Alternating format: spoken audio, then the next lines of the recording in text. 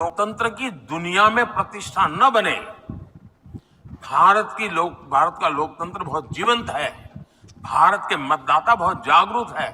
भारत की चुनाव प्रक्रिया ट्रांसपेरेंट है। इस पर वो सवालिया निशान खड़ा करना चाहते हैं ताकि दुनिया में, और ये हरकत छोटी नहीं है जी, इसको गंभीरता से लिया जाए और जो भी भारत को प्यार करते हैं उन सबको इस संकट को समझना होगा कि ये मामला सिर्फ ईवीएम कह करके चुनाव का पराजय का ठिकरा फोड़ने वाला है, इतना नहीं है। भारत की लोकतांत्रिक प्रक्रिया को ही सवालिया निशान दुनिया में लग जाए, ये इनका इरादा है।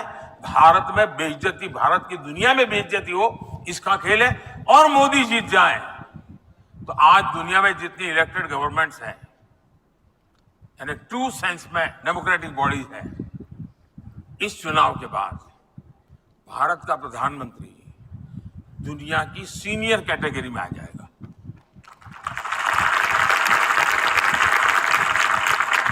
हर ग्रुप में वो सीनियर मोस्ट होगा डेमोक्रेटिक वर्ल्ड में।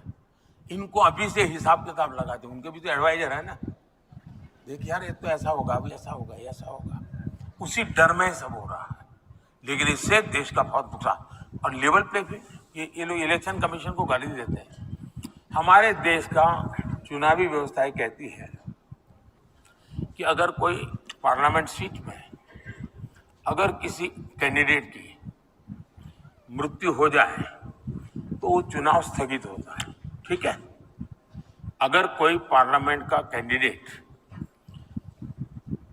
उसका स्वर्गवास हो जाए तो वो सीट, चुनाव स्थगित हो जाता है, उसकी डेट बाद में आती है। कोई मुझे बताए कि राजीव गांधी नाम का एक व्यक्ति जो पार्लियामेंट के चुनाव का कैंडिडेट था, उनकी आतंकवाद में हत्या हो गई, उनकी सीट कैंसिल होनी चाहिए थी, रुकनी चाहिए थी चुनाव, लेकिन उस समय के इलेक्शन कमीशन ने पूरे देश का चुनाव रोक दिया, कोई लॉजिक नहीं था।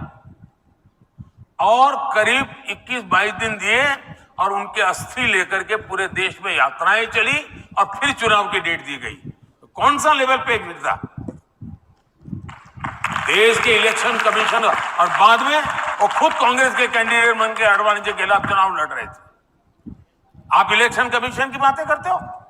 और इसलिए जो न्यायिक हो रहा है वो उनको लेवल प्ले फील्ड नहीं लगेगा। बहुत स्वाभाविक है, क्योंकि उन्होंने अब तक स्पेशल कैटेगरी, स्पेशल फायदा उठाया। मेरी पार्टी के अध्यक्ष, दुनिया की सबसे बड़ी पॉलिटिकल पार्टी,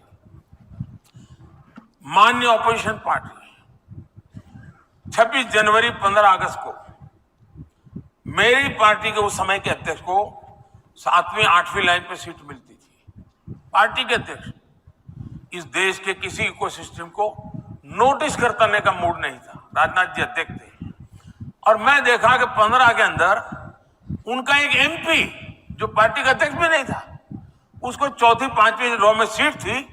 देश भर में तूफान मच गया, अपमान कर दिया। यानी कैसी आप लोग दरबारी करते हो? किसकी दरबारी करते हो आप लोग? मेरा